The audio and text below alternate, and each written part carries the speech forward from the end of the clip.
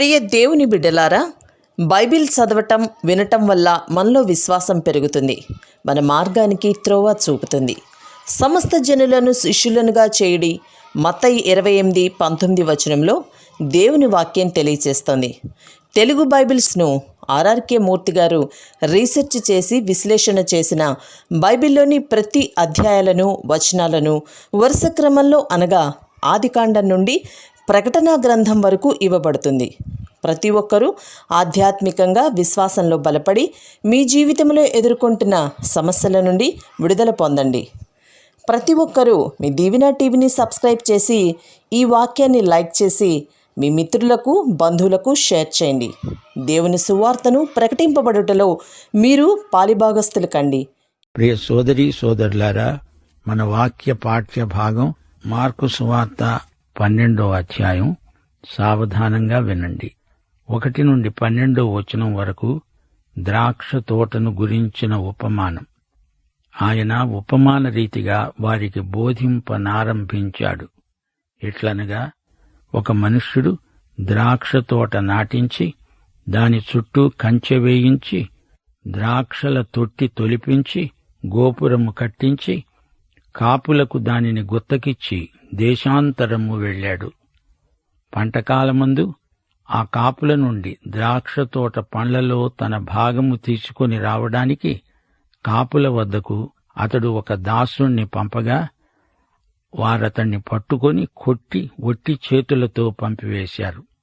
మరల అతడు మరి ఒక దాసుణ్ణి వారి వద్దకు పంపగా, వారతని తలకు గాయము చేసి అవమానపరిచారు.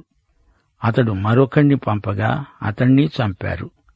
అతడింకా అనేకులను పంపగా వారు కొందరిని కొట్టారు, కొందరిని చంపారు. ఇంకా అతనికి ప్రియకుమారుడు ఒకడున్నాడు గనుక వారు తన కుమారుణ్ణి సన్మానిస్తారనుకొని తుదకు వారి వద్దకు అతణ్ణి పంపాడు. అయితే ఆ కాపులు తమలో తాము చెప్పుకున్నారు, ఇతడు వారసుడు, ఇతణ్ణి చంపుదాం రండి, అప్పుడు స్వాస్థ్యము మనదే అవుతుంది. వారు అతణ్ణి పట్టుకొని చంపి ద్రాక్షతోట వెలుపల పారేశారు. కావున ద్రాక్షతోట యజమాని ఏమి చేస్తాడు? అతడు వచ్చి ఆ కాపులను సంహరించి ఇతరులకు ఆ ద్రాక్షతోటనిస్తాడు గదా. ఇల్లు కట్టేవారు నిరాకరించిన రాయి మూలకు తలరాయి అయింది. ఇది ప్రభువు వలననే జరిగింది. ఇది మన కన్నులకు ఆశ్చర్యము. ఆ లేఖనము మీరు వినలేదా? తమను గూర్చే ఆయన ఈ ఉపమానము చెప్పాడని వారు గ్రహించి ఆయనను పట్టుకోవడానికి సమయము కోసం చూస్తున్నారు. గాని జనసమూహమునకు భయపడి ఆయనను విడిచిపోయారు. ఈ అధ్యాయం మొదలుకొని ఇక అద్భుతాలేమీ లేవు. యేసు ప్రభువు పస్కా గొర్రెపిల్ల ఎట్టి లోపమూ లేనిది, పవిత్రశీలము గలది. మతనాయకులు మరీ పేట్రేగిపోతున్నారు. పరలోకానికి నరకానికి మధ్య యుద్ధం మరీ ఉధృతమవుతోంది. ఇది దేవునికి సైతానుకు మధ్య యుద్ధం. 3 సంవత్సరాలు మతాధికారులతో కొనసాగిన వివాదం మరీ తీవ్రమైంది. యేసు ప్రభు ఎందులోనూ వారికి చిక్కలేదు. ఇప్పుడు వారు ఏదో ఉపాయంతో ఆయన నోట ఏదో మాట అనిపించాలి, దాన్ని బట్టి ప్రజలు ఈయనకు వ్యతిరేకమవ్వాలి అని ప్రయత్నిస్తున్నారు. ఆయన మీద ప్రశ్నల వర్షం అదే పనిగా కుమ్మరిస్తున్నారు. ద్రాక్షతోట ఉపమానం. ఇప్పుడాయన బోధిస్తున్న ఉపమానమిదే. ద్రాక్షతోట అంటే యేసు ప్రభువు సేవకు అది సంకేతం. ద్రాక్షతోట ఇశ్రాయేలు జాతికి సంకేతం, చిహ్నం. యెషయా 5వ అధ్యాయం 1 నుండి 7వ వచనం వరకు, నా ప్రియుని ద్రాక్షతోట ద్రాక్ష పండ్లు ఫలించాలని ఎదురుచూచాడు. ఈజిప్టు నుండి తెచ్చి దానిని నాటాడు. మతనాయకులు ఈ ఉపమానాన్ని అర్థం చేసుకోవాలి. దేవుడు తన ప్రవక్తలను పంపాడు. ద్రాక్షవనం తండ్రి అయిన దేవునిది. ద్రాక్షతోట అంటే ఇశ్రాయేలు జాతి. వీరిని దేవుడు ఎంతో కాపాడాడు. కాపులు అంటే మతనాయకులు. చిట్టచివరికి ఆయన తన కుమారుణ్ణే పంపాడు. ఆయనే ప్రభువైన యేసుక్రీస్తు. ఆయన దేవుని అద్వితీయ కుమారుడు. యేసు ఇశ్రాయేలుకు మొదట వచ్చాడు. మత్తయి సువార్త 15:24 ప్రభువు చెప్పాడు, ఇశ్రాయేలు ఇంటివారై నశించిన గొర్రెల వద్దకే కాని మరి ఎవని వద్దకును నేను పంపబడలేదు. అయితే యోహాను సువార్త 3:16 చెబుతోంది, ఆయన లోకమంతటి కోసం వచ్చాడు. అయితే ఈ మతాధికారులు తనను చంపాలని కుట్రాలోచన చేస్తున్నారు. మనుష్యుల ఆంతర్యం ఆయనకు తెలుసు. వారు తనకు ఏమి చేయబోతున్నారో ఆయనకు ముందుగానే తెలుసు. వారందరూ ఏకమై తనను హత్య చేయబోతున్నారు, సిలువ వేయబోతున్నారు. అయితే వారు తీర్పునకు గురి అవుతారు. క్రీస్తు శకం 70 టైటస్ వచ్చి ముట్టడించినప్పుడు యెరూషలేము ధ్వంసమైపోయింది. ప్రవచనం నెరవేరింది. టైటస్ రోమక సేనాపతి. అతడు యూదులను చెరగొనిపోయాడు. రోమాలో భవనాలు యూద బానిసలు కట్టినవే. కట్టేవారు నిరాకరించిన రాయే మూలకు తలరాయి అయింది. ద్రాక్ష తోట, మూలరాయి అనే ఈ 2 ఉపమానాలు ప్రభువు బోధించాడు. యేసు ప్రభువు వచ్చినప్పుడు ఈ ప్రవచనం కూడా తప్పక నెరవేరుతుంది. జకర్యా 4:7 గొప్ప పర్వతమా, జెరుబ్బాబెలును అడ్డగించడానికి నీవు ఏ పాటిదానవు? నీవు చదును భూమి అవుతావు.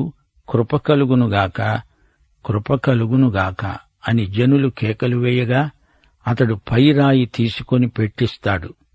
మతనాయకులు ఈ మాటలకు రెచ్చిపోయి ఉక్రోషంతో ఆయనను చంపేసేవారే గాని ప్రజలకు భయపడి వారా పని చెయ్యలేదు.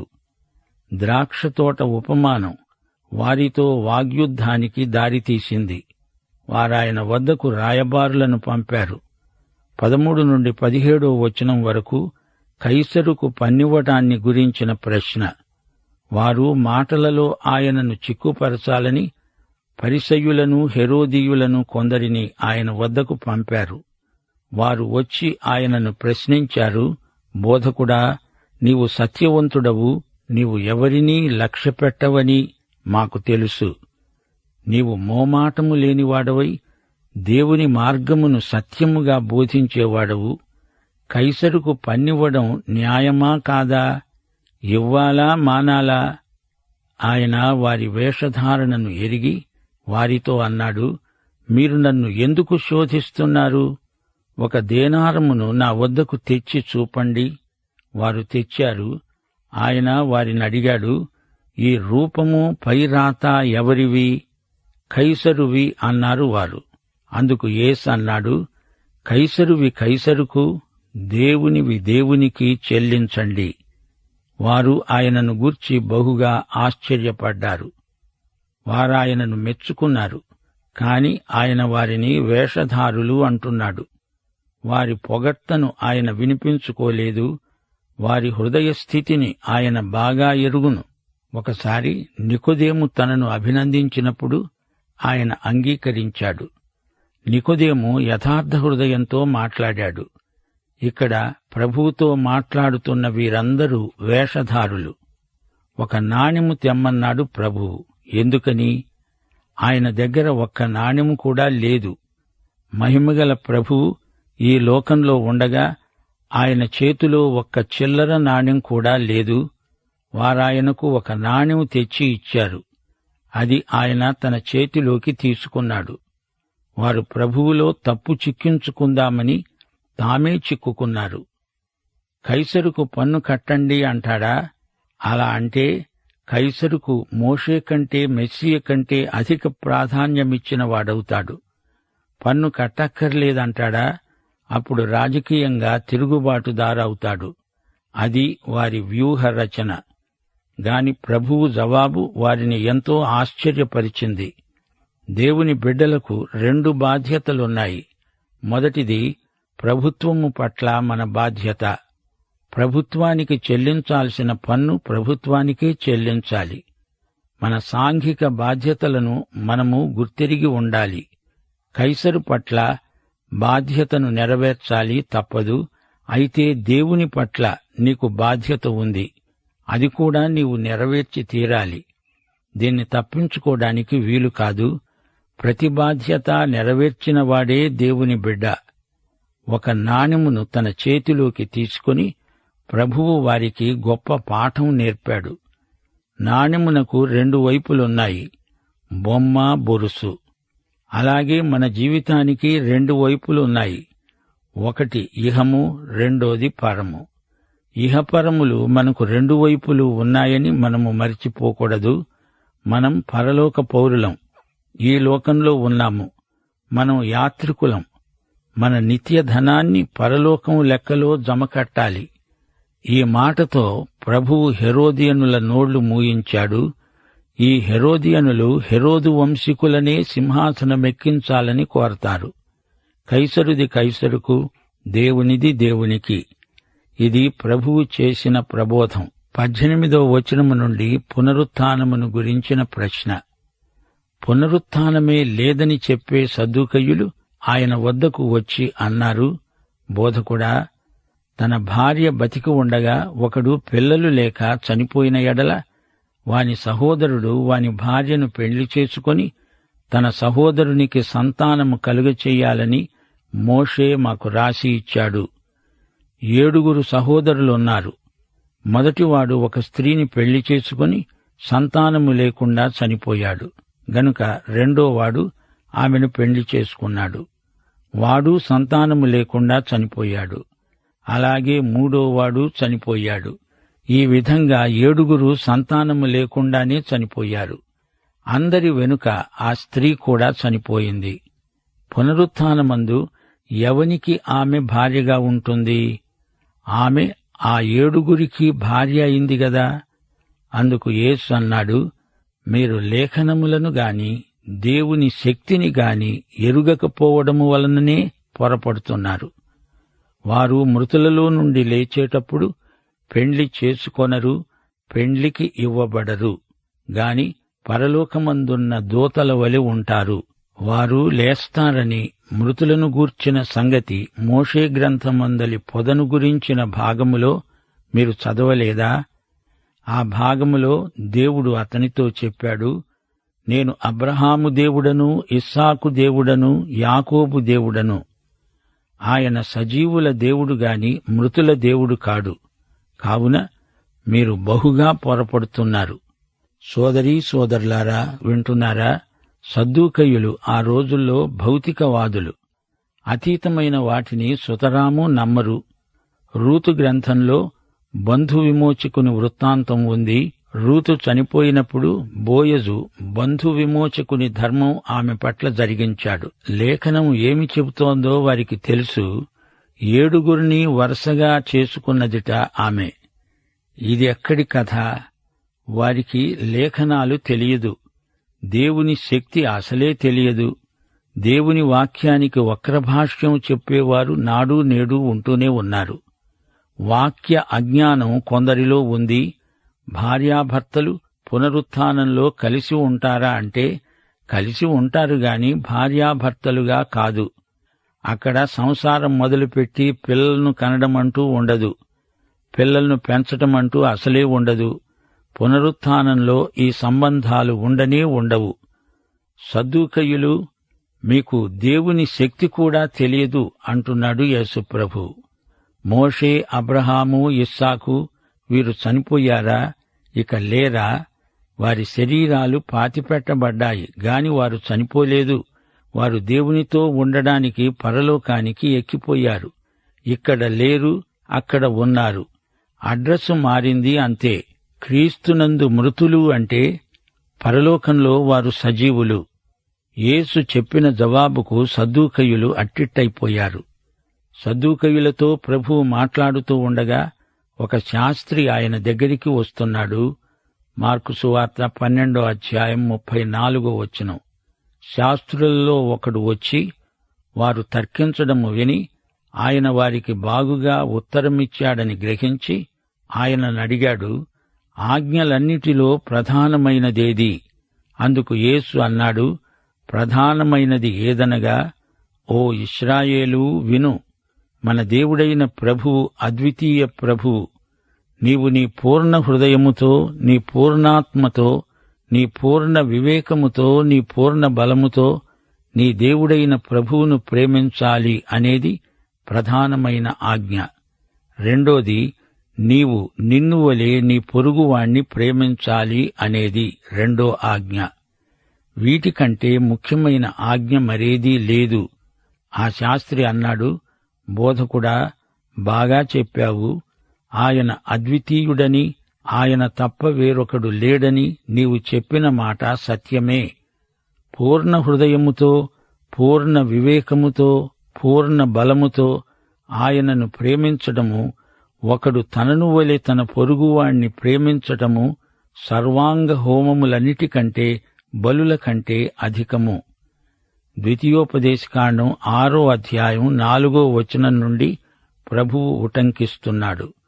ఇది దశాజ్ఞలలో ఒకటి కాదుగాని పాత నిబంధనలోని గొప్ప సత్య సిద్ధాంతం. యెహోవా ఎలోహిం మన యెహోవా. లోకములో బహుదేవతారాధన ఉంది, విగ్రహారాధన ఉంది. అలాంటి లోకంలో సత్య ఏక దేవుణ్ణి ఆయన ప్రజలు సర్వే సర్వత్రా ప్రకటించాలి, ఆరాధించాలి. దేవుణ్ణి నీవు ప్రాణాధికంగా ప్రేమించాలి అంటే నీవు ప్రేమించలేకపోతున్నావు. అది ఆజ్ఞాతిక్రమం. నీవు పాపం చేసిన వాడవవుతున్నావు గనుక నీకు రక్షకుడు కావాలి. అది అసలు సంగతి. నిన్ను వలె నీ పొరుగువాణ్ణి ప్రేమించాలి. అలా ప్రేమించేటట్లు నిన్ను బలపరిచే రక్షకుడు నీకు కావాలి. శాస్త్రి చెప్పింది సరిగానే ఉంది. అన్ని బలుల కంటే దేవుణ్ణి ప్రేమించటము, పొరుగువాణ్ణి ప్రేమించటము ఎంతో శ్రేష్టమైనది. 35వ వచనం, క్రీస్తు దేవుని కుమారుడు అనే సత్యం పునరుద్ఘాటించబడింది. ఒకప్పుడు యేసు దేవాలయములో బోధిస్తూ ఒక ప్రశ్న అడిగాడు. క్రీస్తు దావీదు కుమారుడని శాస్త్రులు చెప్తున్నారే, నేను నీ శత్రువులను నీకు పాదపీఠముగా ఉంచే వరకు నీవు నా కుడివైపున కూర్చుండమని ప్రభువు నా ప్రభువుతో చెప్పాడు అని దావీదే పరిశుద్ధాత్మ వలన చెప్పాడు. దావీదు ఆయనను ప్రభువని చెప్తున్నాడే, ఆయన ఏలాగు అతని కుమారుడవుతాడు? సామాన్య జనులు ఆయన మాటలు సంతోషంగా వింటున్నారు. సోదరీ సోదరులారా, వినండి. యేసు ప్రభువు తాను కన్యక గర్భవాసాన పుట్టిన సత్యాన్ని బోధిస్తున్నాడు. 110వ కీర్తనలో దావీదు తన వారసుణ్ణి గురించి ప్రవచిస్తున్నాడు. తన మనమడికి మనమడికి మనమడు కొన్ని తరాలకు రాబోయే ప్రభువును గురించి ముందుగా ఆత్మ ద్వారా దావీదు పలుకుతున్నాడు. ఆయనను తన ప్రభువు అని పేర్కొంటున్నాడు. ఆయన దావీదు కుమారుడే అయినా దావీదుకు ప్రభువు. దావీదు కుమారుడు దావీదుకు ప్రభువు అన్నప్పుడు ఆయన దేవుని కుమారుడు, కన్యకకు పరిశుద్ధాత్మ శక్తి వల్ల జన్మించినవాడు. యేసు ప్రభువు ఇదే సత్యాన్ని ప్రబోధించాడు. 38వ వచనం, ఆయన వారికి బోధిస్తూ అన్నాడు, శాస్త్రులను గురించి జాగ్రత్త పడండి. వారు నిలువుటంగీలు ధరించుకొని తిరుగుతూ సంత వీధులలో వందనములను, సమాజ మందిరాలలో అగ్రపీఠాలను, విందులలో అగ్రస్థానాలను కోరుతూ విధవరాండ్ర ఇండ్లు దిగమింగుతూ మాయవేషముగా దీర్ఘ ప్రార్థనలు చేస్తారు. వీరు మరి విశేషముగా శిక్షనొందుతారు. దేవుడు వారికిచ్చిన అధికారం బాధ్యతాయుతమైనది. వారి సంగతి మరచిపోయారు. 41వ వచనం, ఆయన కానుక పెట్టె ఎదుట కూర్చుండి జనసమూహము ఆ కానుక పెట్టెలో డబ్బులు వేయడము చూస్తున్నాడు. ధనవంతులైన వారు అనేకులు అందులో విశేషముగా సొమ్ము వేస్తున్నారు. ఒక బీద విధవరాలు వచ్చి 2 కాసులు వెయ్యగా ఆయన తన శిష్యులను పిలిచి అన్నాడు, కానుక పెట్టెలో డబ్బులు వేసిన వారందరికంటే ఈ బీద విధవరాలు ఎక్కువ వేసింది. వారందరూ తమకు కలిగిన సమృద్ధిలో నుండి వేశారు కాని ఈమె తన లేమిలో తనకు కలిగినదంతా, తన జీవనమంతా వేసిందని చెప్పాడు. ప్రియశ్రోతలు, ఈ బీద విధవరాలి దాతృత్వం ప్రభువు ప్రశంసను పొందింది. దీనికి వివరణ వచ్చే పాఠంలో వినండి. అందాక సెలవు. ప్రభువైన యేసుక్రీస్తు వారి సత్కృప, తండ్రి అయిన దేవుని శాశ్వత ప్రేమ, పరిశుద్ధాత్మ సహవాసానందము మనకు తోడై ఉండునుగాక. ఆమేన్.